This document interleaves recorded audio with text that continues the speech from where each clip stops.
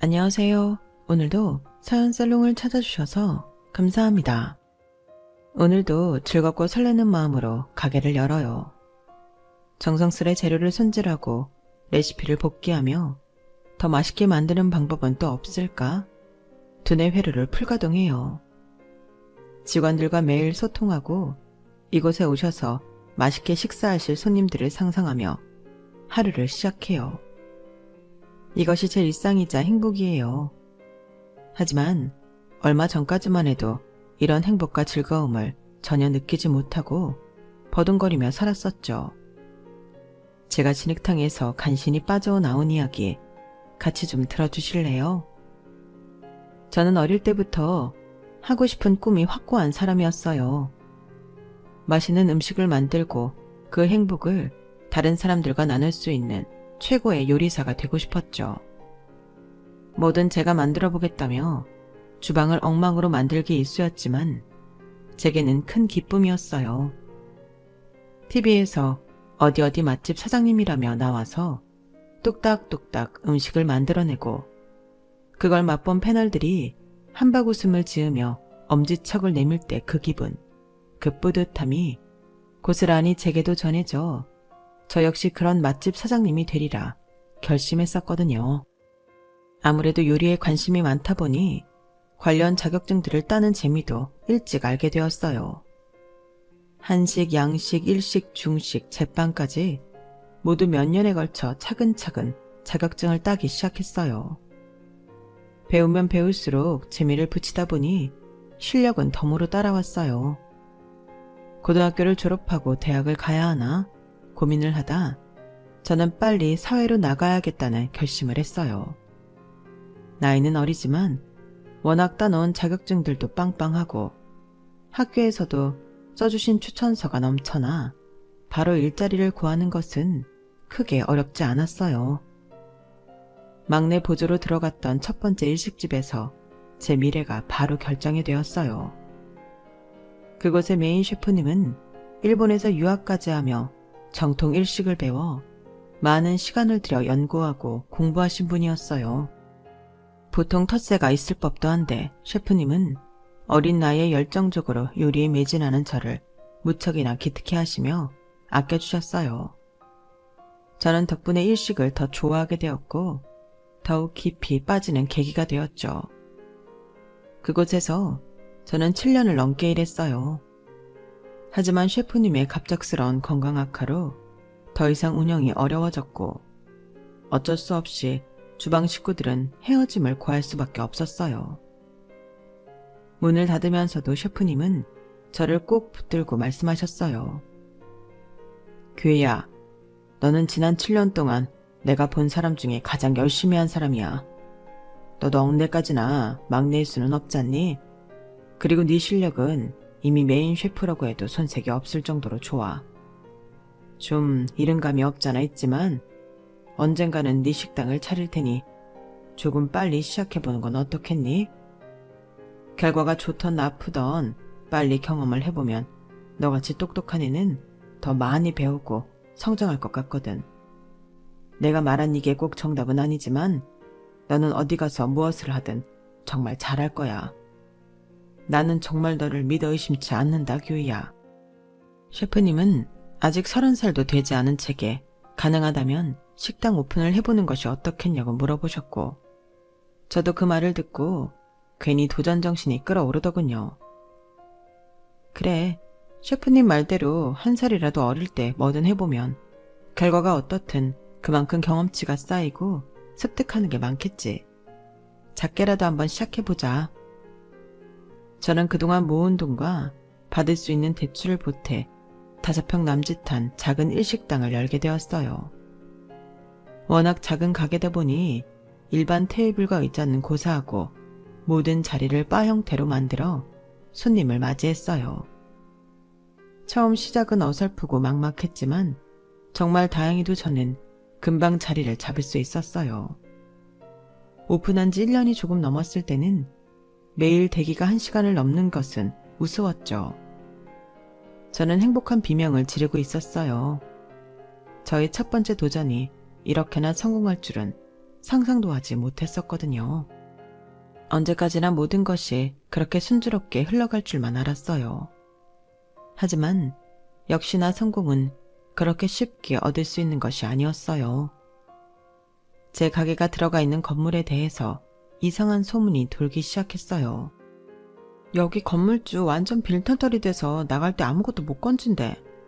건물주가 자기는 옥살이할 각오도 되어 있다면서 보증금 못 준다고 완전 배째라식으로 나오고 있다나 봐.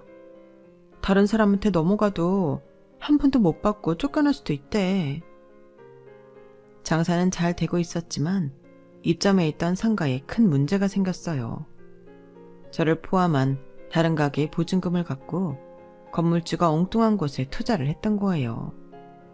하지만 그건 전형적인 투자 사기였고 건물주는 보증금을 돌려줄 돈이 없으니 죽이든 살리든 알아서 해라 식으로 나왔어요. 내가 이 식당을 시작하려고 얼마나 열심히 살았는데 왜 이렇게 피눈물 나게 하세요? 이봐요 아가씨, 나도 엄청난 피해자야. 당신들은 이 가게 보증금만 떼인 거잖아. 난 정말 1,000원짜리 한 장 안 남기고 다 털렸어. 피눈물이 나도 내가 흘려야 맞는 거지. 그건 다 아저씨가 잘못 선택해서 그런 거잖아요. 우리는 그냥 장사만 열심히 했을 뿐인데 어떻게 저희한테 이럴 수 있어요? 에휴, 나도 모르겠다. 날 죽여서 내 장기라도 갖다 팔던지 해. 이제 먹고 죽을래도 돈이 없어. 나도 내 인생 다 말아먹고 포기했으니까 알아서들 해. 나도 힘든 사람이야. 건물주는 변제 의지가 전혀 없었고 그냥 무조건 감옥에 가겠다는 태도로 일관했어요. 건물은 경매로 넘어갔고 저를 비롯한 그곳에 입점해 있던 여러 자영업자들이 돈도 못 건지고 가게를 비워주고 말았어요. 저는 완전 멘붕이었어요. 너무나 잘 흘러가고 있다고 생각했는데 그게 모래성처럼 한꺼번에 와르르 무너져 버렸으니까요. 가게를 닫고 한동안 바깥 출입도 하지 않고 방 안에서만 지냈어요.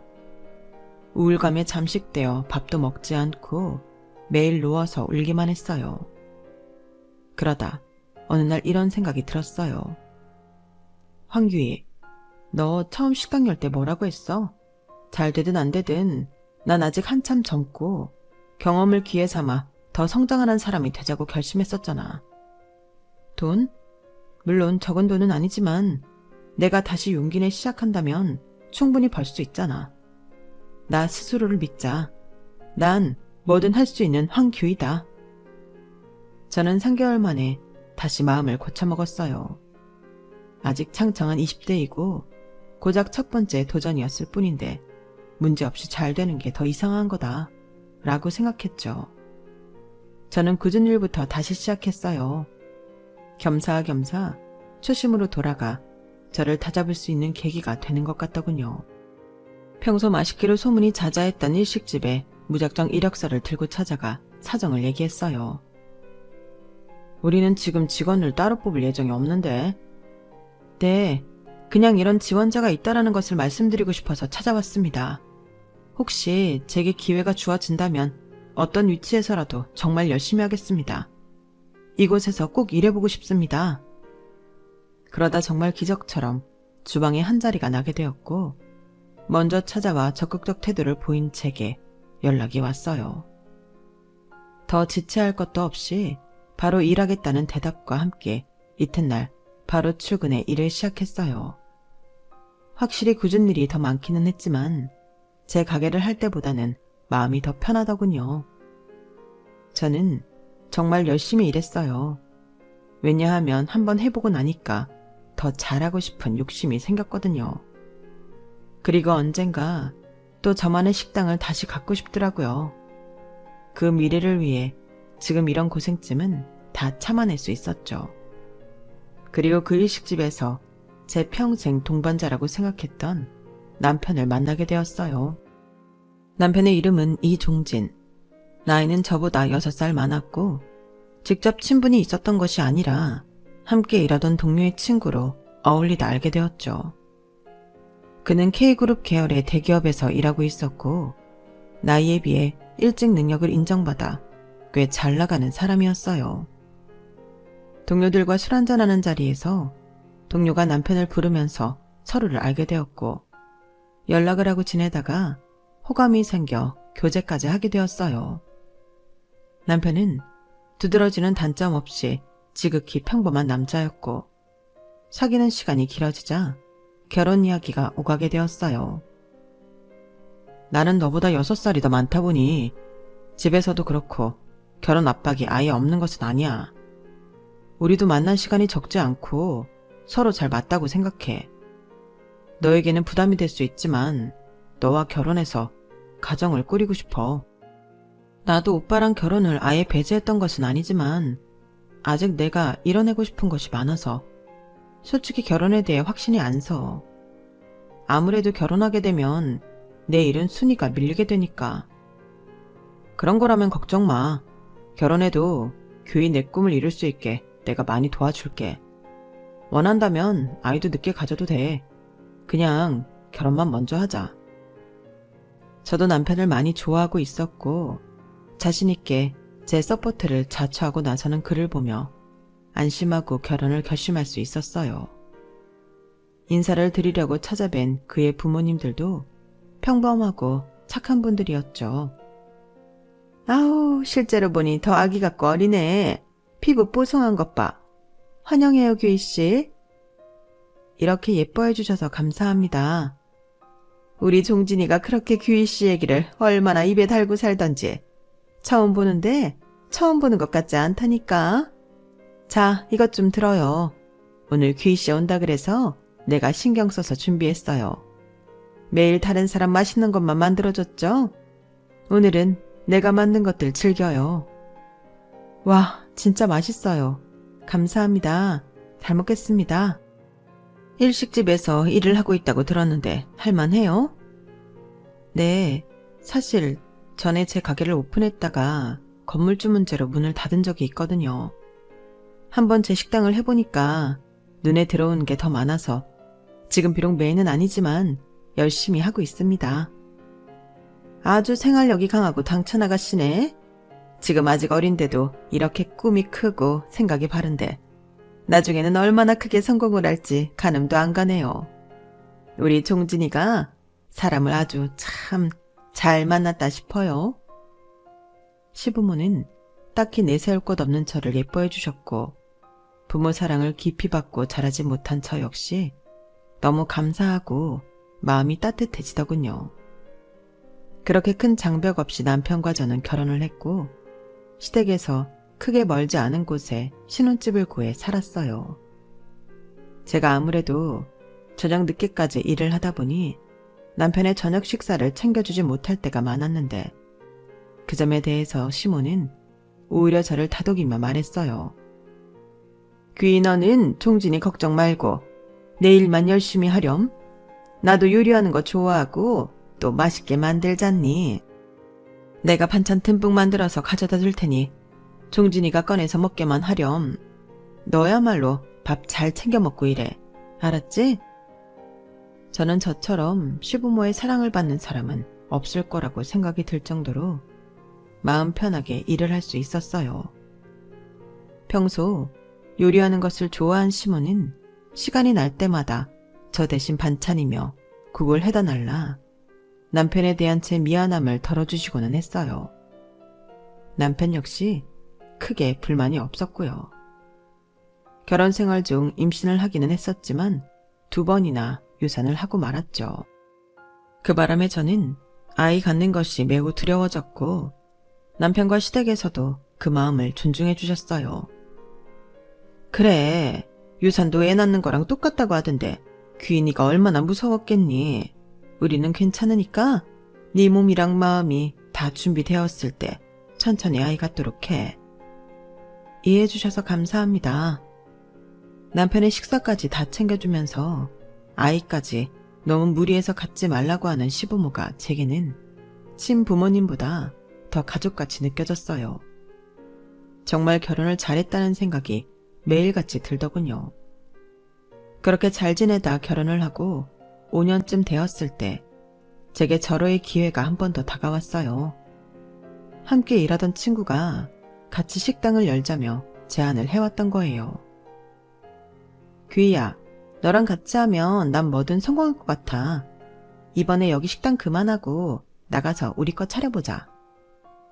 지혜야, 나 예전에 한번 가게를 열어봤잖아. 실패도 했었고. 그때 마음을 고쳐잡고 여기 막내로 다시 들어왔을 때 언젠가 다시 내 가게를 꼭 열겠다고 다짐했었거든. 그런데 막상 그렇게 한다고 생각하니까 떨리기보다 두려움이 많이 앞서네. 실패했던 경험이 좋은 걸음이 될 줄 알았는데 나도 모르게 약간 트라우마로 자리 잡았나 봐. 그럴 수 있지. 더군다나 네 잘못도 아니고 건물주 때문에 그만할 수밖에 없었다며. 그런데 걱정하지 마. 땡땡동에 우리 삼촌이 작은 건물을 가지고 있는데 월세도 다른 곳보다 훨씬 저렴하게 주실 수 있다고 하니 우리 한번 시작해보자. 난 정말 너랑 같이 하고 싶어. 친구는 저를 끊임없이 설득했어요. 자신감이 두려움으로 변했던 저 역시 친구의 말에 다시 한번 용기를 내기로 했죠. 친구 삼촌의 건물이 있는 땡땡동은 집에서 차로 20분 정도면 갈 수 있는 꽤 가까운 곳이었어요. 동업을 제안한 친구 역시 출퇴근이 용이한 아주 좋은 조건이었죠. 그 삼촌분은 조카가 가게를 내고 싶다고 하니 무료나 다름없는 월세만 내고 본인 건물에 들어와 해보라고 하신 거예요. 과거 월세와 보증금으로 돈을 떼인 경험이 있는 제게 무엇보다 안전하고 확실한 것이 중요했는데 이 부분에 대해서는 걱정할 것이 없게 되었죠. 저는 남편과 시부모님 앞에서 이 일에 대해 이야기를 했어요. 그래서 그 친구랑 작게 다시 시작해볼까 해요. 어머, 너무 잘 됐다. 그래. 남 밑에서 언제까지 음식할 거야? 내 이름 걸고 내 장사하는 거랑은 완전히 다르지. 그리고 건물주가 아는 사람이라 월세도 적다면서 아주 잘 됐어. 그러게, 우리 며느리가 이제 사장 되는 건가?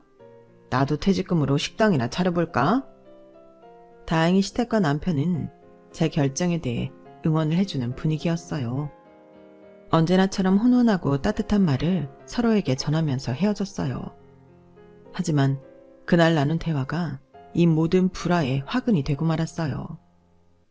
사실 시부는 몇십 년 동안 한 자동차 부품 회사에서 몸담고 있었고 바로 정년을 코앞에 둔 상황이었어요. 요즘은 100세 시대인데 은퇴 후 어떻게 살 것인지에 대한 고민이 많은 시기이기도 했죠. 소일거리라도 해서 일정 수입을 벌고 싶어한 시부는 저희 가게 오픈 소식을 접하고 농담처럼 던지기는 했지만 퇴직금을 털어 가게라도 하나 차려볼까를 생각했던 거예요. 어느 날 시댁에서 식사를 하고 있을 때였어요. 그날따라 시부와 시모가 유독 반짝이는 눈으로 저를 쳐다보며 말했어요.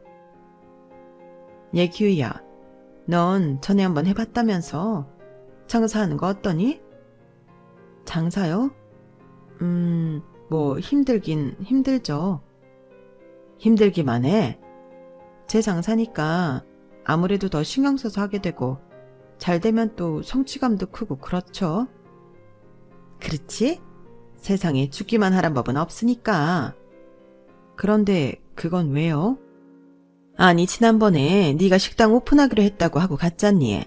그래서 나랑 아버지랑 의논을 좀 해봤는데 몇 달 뒤면 아버지 은퇴하시잖아. 그래서 퇴직금 나오는 걸로 우리도 장사나 좀 해볼까 해서. 네?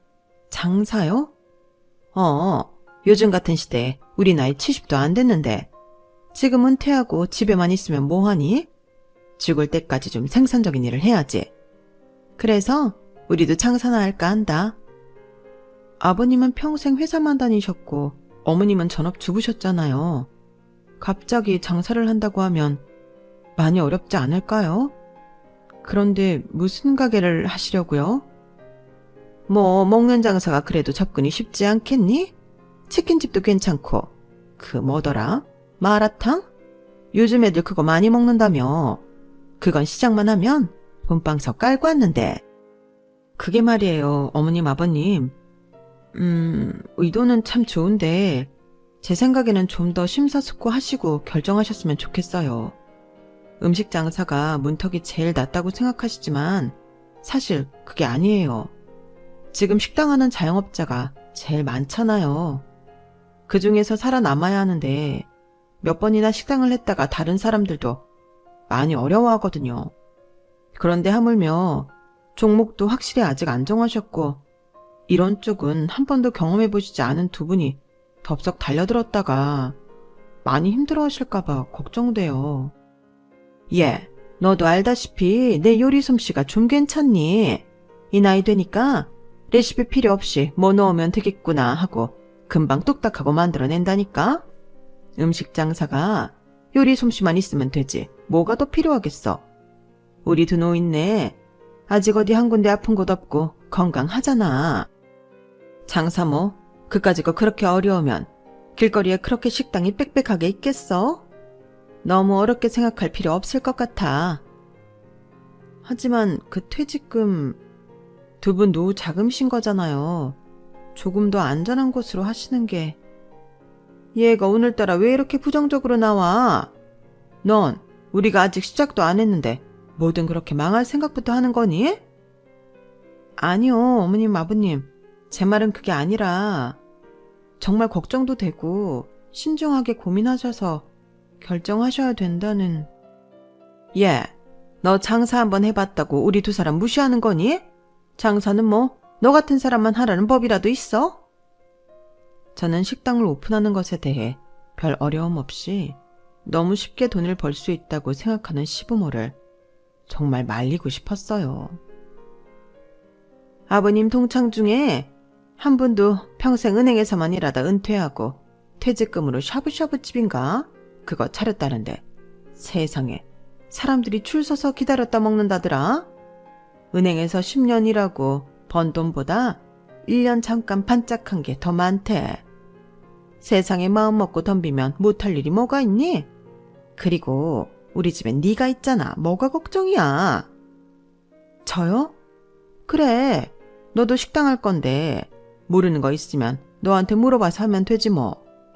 규희 네가 아직 어려서 모르나 본데 사는 게 어렵긴 하지만 또 그렇게 팍팍하지만은 않아. 우리가 너보다 벌써 몇십 년을 더 살아봤잖니. 모든 일을 그렇게 걱정부터 하고 지레컵부터 먹고 하면 될 일도 안 되는 거야. 밀고 나갈 때는 밀고 나가야지. 응? 안 그러니? 시부모는 이미 결정을 다 내렸더군요. 실행력이 좋은 건지 신중함이 부족한 건지 모르겠지만 시부모는 다음 날부터 바로 식당을 할 자리를 알아보고 다니기 시작했어요.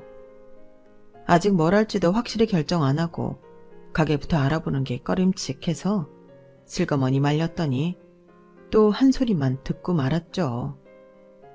결국 일주일 뒤 남편을 통해 이야기를 듣게 되었어요. 엄마랑 아빠 가게 계약했대. 벌써? 잘 알아보신 거 맞는 거지? 뭐 연륜이 있는데 잘 알아보고 하셨겠지. 치킨집보다 마라탕으로 마음이 기우신 것 같더라고. 뭐? 마라탕? 난 좀 불안한데. 귀 너는 뭐가 맨날 그렇게 불안하냐? 어련히 알아서 잘하시려고. 그 퇴직금 평생 일하시고 받는 마지막 월급이나 다름없는데 잘못되면 어떡하나 하고 걱정이 되니까 그렇지. 황규희, 너 지난번에도 내가 그냥 말 안 하고 넘어갔는데 듣자 하니까 좀 이상하다. 혹시 엄마랑 아빠 장사가 잘 안 되면 우리가 뭐 모시기라도 해야 될까 봐 그렇게 말리는 거야? 오빠, 무슨 말을 그렇게 해. 난 그런 생각 추호도 한 적 없어. 내가 그동안 어머님 아버님한테 받은 게 얼마인데. 나중에 그런 거 싫어할까 봐? 우리도 여유 있고 만약에 두 분 다 필요하시다 하시면 당연히 용돈도 드리고 할 거야. 난 진짜 걱정돼서 하는 말이라고. 그래, 장사 경험이 없는 건 그렇다 쳐. 그럼 종목이나 가게라도 좀 더 신중하게 고민하시고 결정하셨으면 하는 거지. 두 분 다 음식 장사를 너무 쉽게 보시니까 얼마나 에너지가 필요한 건데. 너는 한번 해봤다 이거잖아.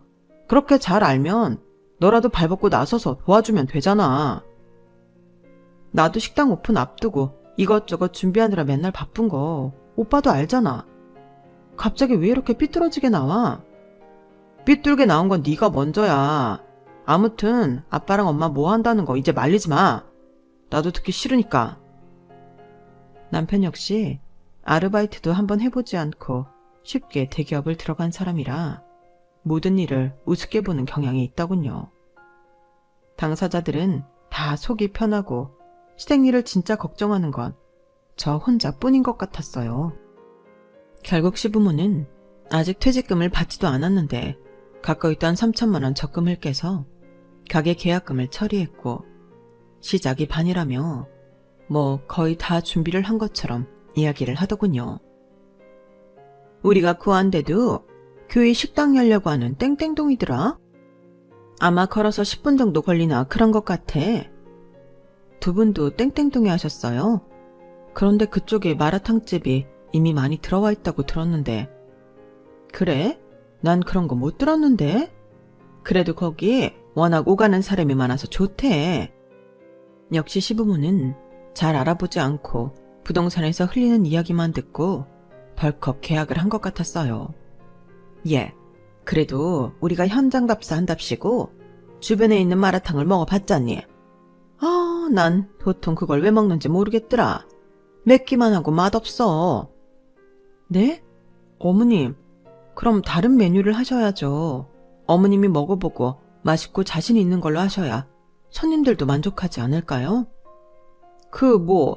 야채랑 고기랑 어묵 같은 거 좀 다 때려 넣고 뭐 또 양념 때려 넣고 끓이거나 볶으면 되더만. 그렇게 쉽고 빠르게 조리되는 걸 해야 주문을 빨리빨리 돌리지. 내가 해서 내가 먹을 것도 아닌데 뭐 내 입맛에 맞을 필요는 없지. 어지간한 치킨집보다 훨씬 쉬워 보이더라. 저는 한숨만 나왔어요. 어떻게 장사에 대해 이렇게 무지할 수 있나 싶었죠. 시모는 평소 자신이 요리를 잘한다는 자신감으로 모든 것을 밀어붙이는 것 같았어요. 제게 한없이 다정하고 친절했던 시부모가 너무도 낯설게 느껴지기 시작했어요. 장사를 모르면서 준비도 서툴고 알 수 없는 자신감만 장착되어 있으니 말이에요. 하지만 이건 시작에 불과했죠. 저는 본격적으로 시부모의 실체를 알게 되었어요. 귀야, 그 조리도구는 어디 가서 사야 되니? 니네 거 사면서 우리도 좀 사다 주지 않을래? 귀야, 야채는 어디서 떼와야 하니? 아랫집 여자가 다른 데 다 납품하고 남는 것들 싸게 주는 데가 있다는데 너는 어떻게 거래하나 싶어서. 귀야, 메뉴판은 어디 가서 만들어야 되니? 귀야, 주방에 뭐가 문제인지 물이 새는데 이거 어디 연락해야 되는 거니? 시부와 시모는 하루에도 수십 번씩 제게 연락을 해왔어요. 가게 오픈을 하면서 필요한 모든 것들을 제게 물어오기 시작했어요. 저 역시 친구와 식당 오픈을 얼마 남기지 않고 바빠 죽겠는데 말이죠. 그래도 제가 알고 있고 또 할 수 있는 한 최대한 도와드리려 노력했어요. 저희 가게와 시부모 가게를 둘 다 신경 써서 준비하려니 몸이 축나더군요. 병원에 가서 수액을 맞아가며 힘든 것을 참고 오픈 준비를 서둘렀어요. 그 사이 시부가 은퇴를 하고 퇴직금 3억 정도가 생겼어요. 3억 중 80%가 잔금과 이것저것 준비하는 데 들어갔어요. 나머지 돈으로는 장사 시작하면 바빠서 못 간다며 신나가 여행을 하시더군요. 결국 시부모 수중에 남은 돈은 2천만 원이 전부가 되었죠. 저희 일식집이 오픈을 2주 남겨놓고 있을 때쯤이었어요. 시부모가 당신들도 2주 뒤 같은 날에 오픈하겠다며 연락을 해왔어요. 네?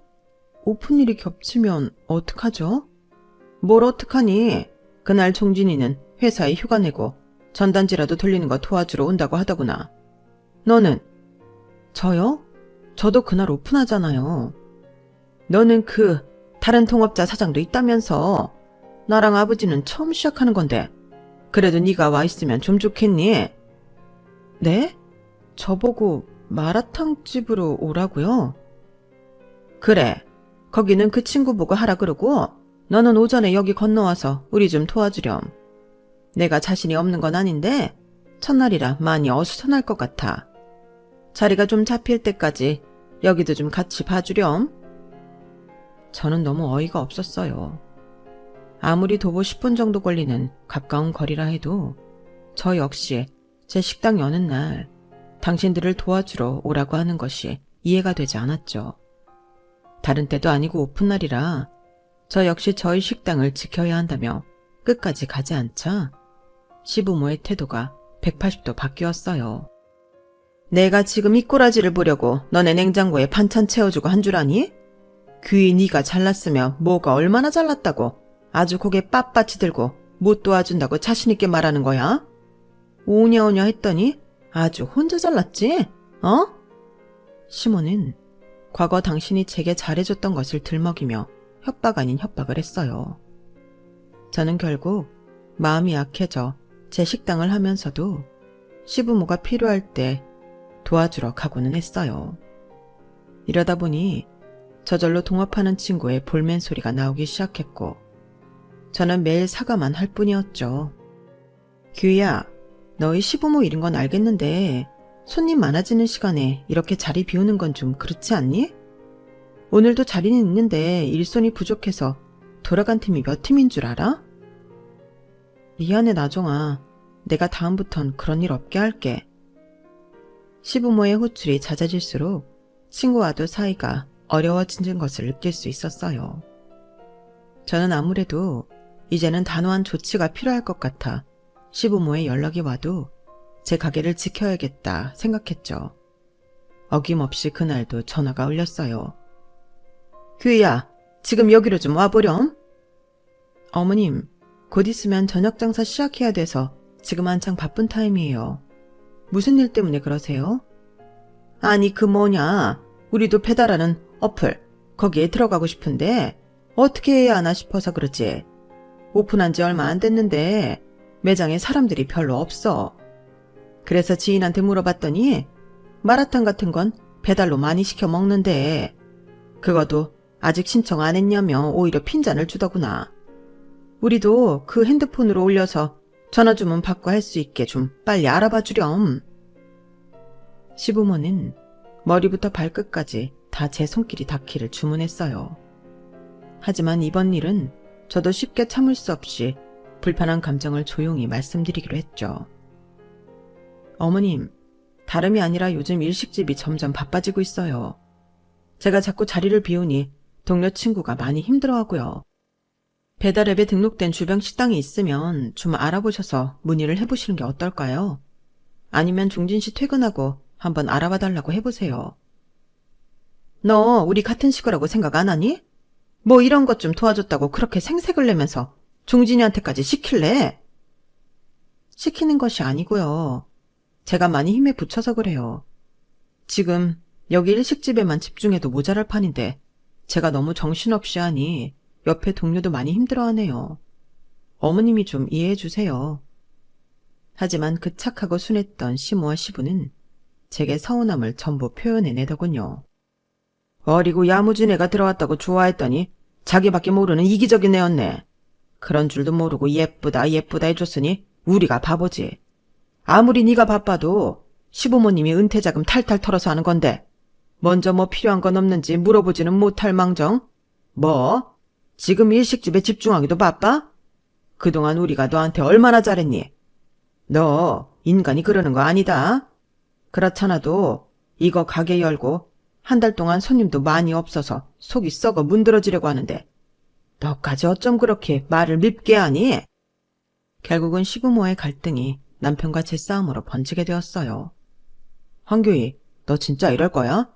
엄마 아빠가 잘 모르고 낯설어하면 도와줄 수도 있지. 그걸 생색내면서 거절까지 해? 너 진짜 못됐다. 그럼 오빠가 좀 도와주지. 나는 뭐 놀아? 나도 하루 종일 회사에서 일하고 지친 몸으로 오는 건데. 그럼 나야말로 놀아? 나 지금 진짜 몸이 10개라도 모자라. 친구한테 면목도 없어 죽겠고. 같이 오픈했는데 지금 그 친구가 혼자 짊어지고 가는 분위기라고. 지금 친구가 먼저라 이거야? 그 말이 아니잖아. 거기랑 마라탕집이 무슨 먼 거리도 아니고 필요하면 잠깐씩 가서 봐주면 될 것 같고 무슨 하루 종일 죽치고 있는 것처럼 말해. 잠깐 이 10번이면 뭔데? 옆 가게가 아니라 걸어서 10분을 가야 한다고. 그게 아니더라도 나도 장사하는데 오라가라 하는 것도 정도가 있지. 이건 정말 너무하잖아. 그래서 나도 이제 좀 힘들 것 같다. 이렇게 말씀드리니까 바로 날 나쁜 년으로 몰아가시고 나야말로 지금 답답해. 시부모의 가게 일 때문에 점점 남편과의 사이도 벌어지기 시작했어요. 그러는 와중에 저와 친구의 일식집은 금방 입소문을 타고 손님이 바글바글해졌어요. 한번 실패한 경험을 토대로 정말 이를 갈며 준비했더니 작은 문제도 쉽게 해결할 수 있겠더라고요. 게다가 동업자 친구와 끊임없이 메뉴 개발과 연구를 했더니 손님들의 칭찬이 이어졌죠. 너무 기쁜 일이었지만 한편으로는 마음이 아주 무거웠어요. 시부모 가게가 가장 큰 문제로 남아 있었으니까요. 그 이후로 남편과도 서먹해지고 말았어요. 3개월 그리고 6개월이 흘렀고 저희 일식집은 손님들이 들끓었어요. 맛에 만족한 손님들이 SNS에도 자발적 홍보를 해주면서 더 많은 사람들이 찾아왔죠. 반면 시부모의 야심찬 마라탕 가게는 계속해서 하향세를 걷고 있었어요. 재료도 신선도를 떠나 싸고 양 많은 것만 고집했고 양념도 시중에 파는 것으로 해서 특별히 맛있다는 생각이 들지 않았어요.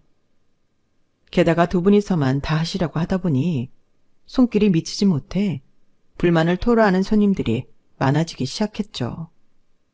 뭔가 크게 잘못되고 있었어요. 중간중간 시부모가 역시나 저를 아무 때나 호출하는 바람에 그 계기로 사이가 더 멀어지고 어색해지게 되었어요. 식당을 오픈하고 1년이 막 지나려는 참에 큰일이 생기고 말았어요. 아침에 출근을 하려고 보니 식당 유리문과 창이 온통 깨져 있고 화분도 다 뽑혀 있었죠. 식당 안에는 큰 돌들이 여기저기 있었고 테이블과 의자에도 상처가 크게 난 것들이 있었어요.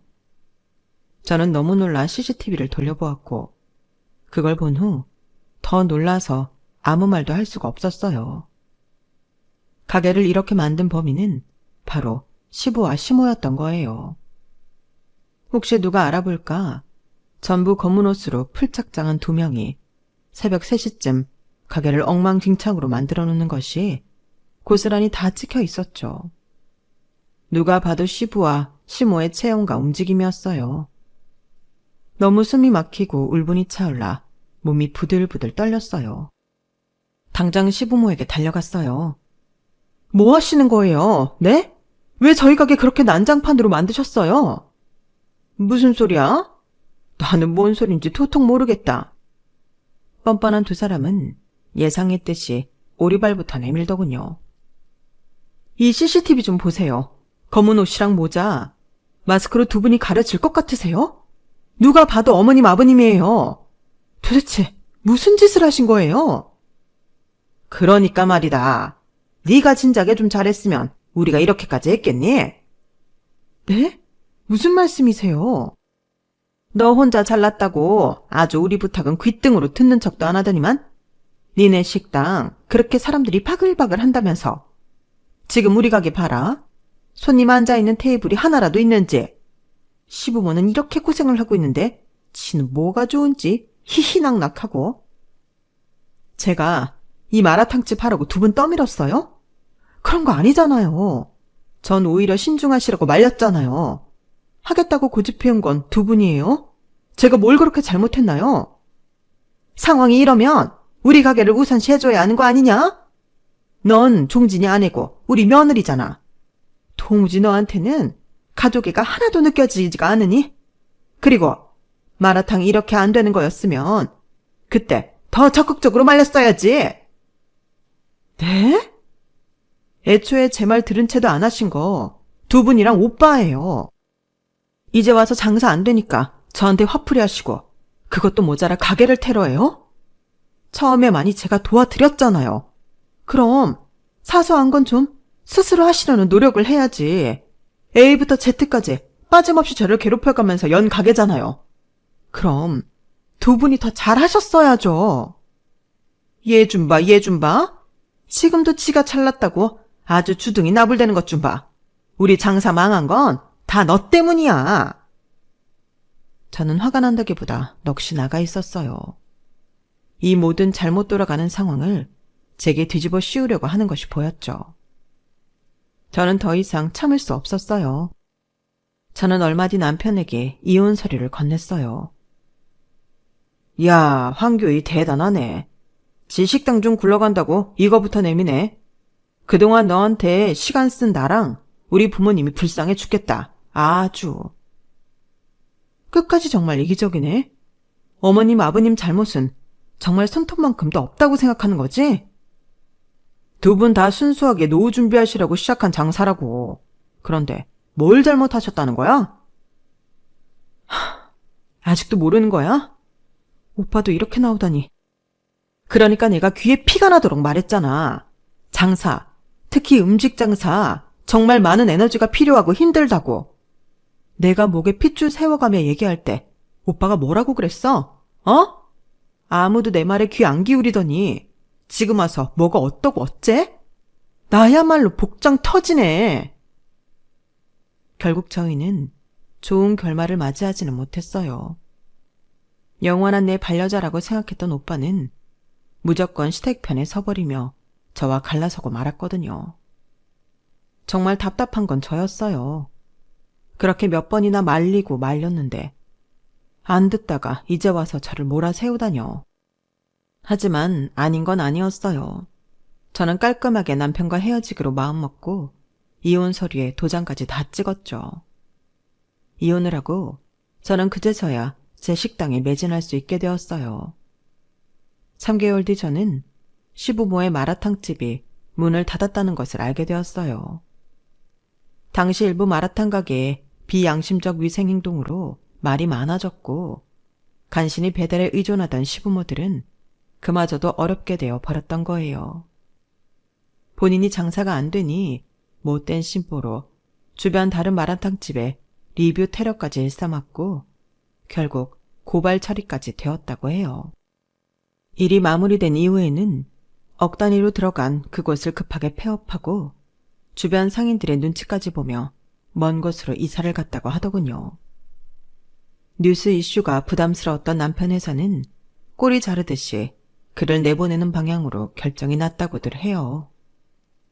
자기의 감각, 느낌, 헛소문만 듣고 자신들의 소중한 돈과 귀한 시간을 다 잃은 시댁은 지금쯤 얼마나 가슴을 치며 후회하고 있을까요? 오히려 그 집에서 현실적이고 할 수 있는 한 바른 말을 했던 제 말을 들었었다면 상황은 좀 달라졌을까요? 그 집과 손절하고 저는 지금 식당 일에 몰두하며 열심히 하고 있습니다. 내년에는 2호점과 3호점 오픈을 목표로 친구와 더 열심히 하고 있답니다. 제가 앞으로 계속 나아갈 수 있는 힘을 여러분들께 부탁드려도 될까요? 제 이야기 끝까지 함께 해주셔서 감사합니다. 항상 건강하시고 행복하세요. 여러분, 사연 댓글에 응원과 현명한 조언 부탁드려요. 좋아요와 구독은 저에게 큰 힘이 됩니다. 오늘도 좋은 일 가득하세요.